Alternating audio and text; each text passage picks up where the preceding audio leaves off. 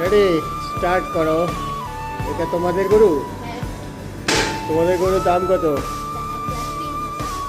1,03,000। এইটা কত? 1,27,000। বাহ, সুন্দর। এই কালারটা 1,21,000। কালো লাল।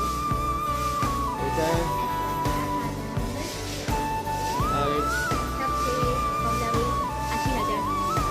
বাচ্চা গরু। এবার আসো মা, মাঠটা কি অবস্থা? আছে আপা, আপনার গরুর কি অবস্থা? ও, তোমার হরিণ কিছু? তোমার হরিণ কত টাকা? 500 ছিল। হুম। আর এই যে আরো খাসি আসছে এই বছর। এই তিনটাই কিনছে আমাদের আমার আঙ্কেলের।